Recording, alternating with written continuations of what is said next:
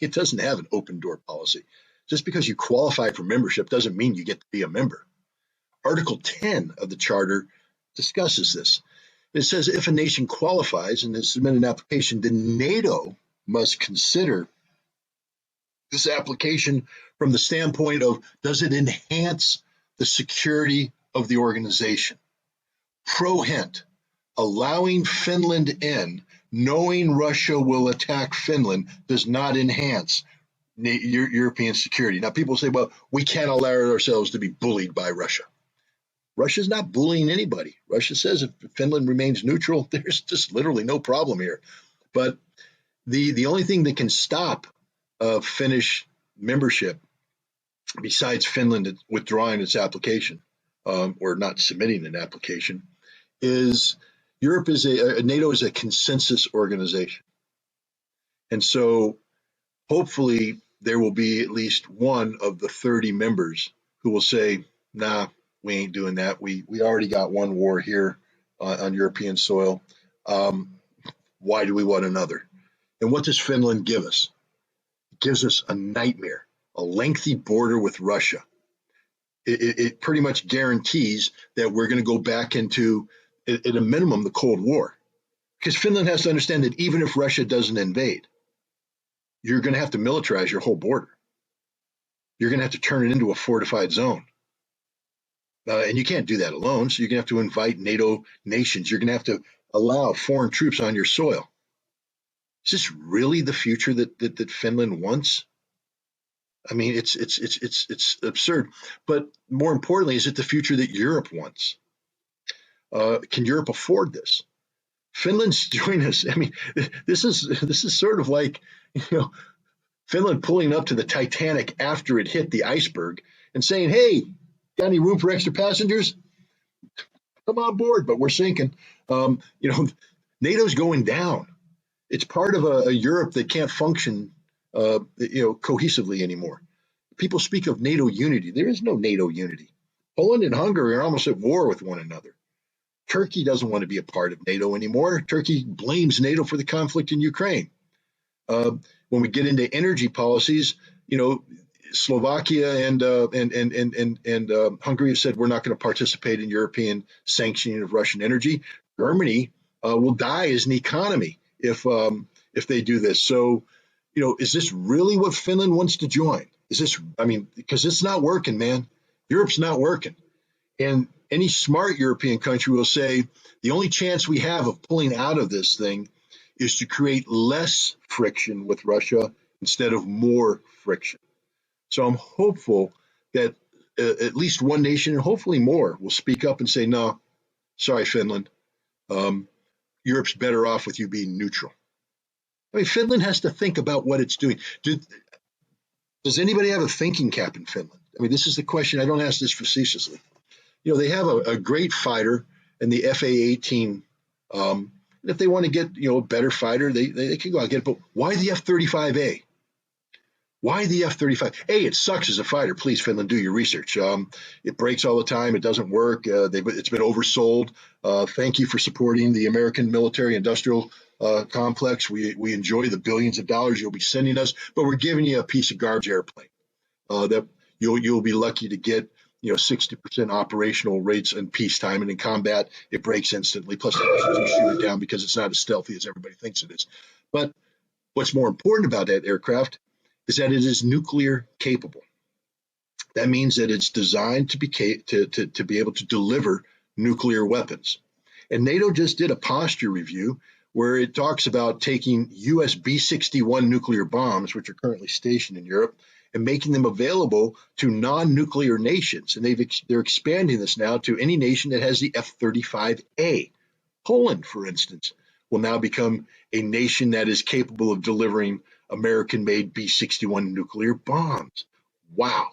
And Finland, when you bring in your F-35A, trust me, the first thing that NATO is going to say is you need to start cross-training your pilots to deliver nuclear weapons.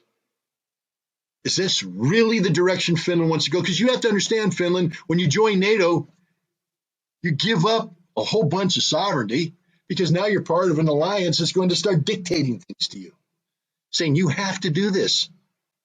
If you want our support, you have to do this. Right now, Russia has declared the Baltics to be a nuclear-free zone. They've respected this. NATO, if Finland joins NATO and survives, because look, it's not a guarantee Russia's going to go to war against Finland.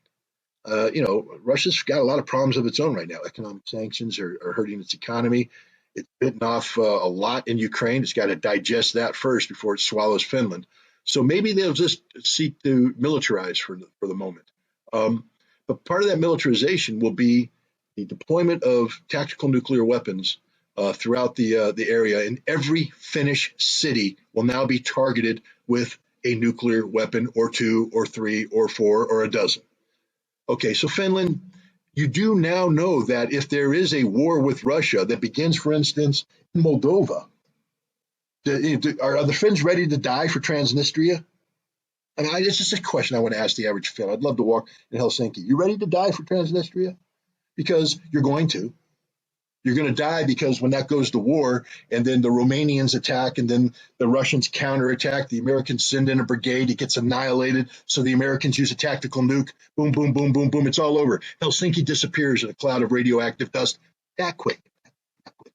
200,000 degrees suntan. I know you guys like your sun, but you're going to get a big tan. You're going to burn to death. You're going to fry because the Russians are going to nuke you automatically. It doesn't matter anymore that, you're Finland and you're not that, you have nothing to do with Moldova. You're part of NATO. Therefore, you're now part of the target package, man. And when the Russians start pushing the buttons, the target package is all inclusive. It doesn't prejudice against anybody. So every Finn will die. Every Finn will die. That's your future. There's no other future. It doesn't get better than this. It only gets worse. Joining NATO is a suicide pill. Either short term with a mercifully bloody Russian invasion, but at least Helsinki still survives. The Finns still live. Or long term with thermonuclear holocaust that kills everybody. That's Finland's future. Literally, that's your future. There is no other outcome. NATO is not going to prevail. NATO is collapsing.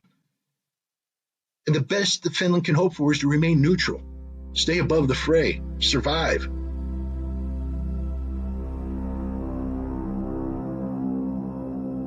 I just would ask, the people who see this to sit back and reflect on the life they have now, and look around and see how wonderfully simple it is comparatively. How little they spend on defense, because there's no need to spend a great deal of money on defense. And how the luxury of life, because that will all come to an end the moment you join NATO. Whatever you think NATO is going to bring, it isn't going to bring. The life you enjoy today is not going to get better. It's going to get much worse. Your money, you're going to be spending money on defense that doesn't need to be spent. You're going to be asked to do things from a defense standpoint that you never would have considered before.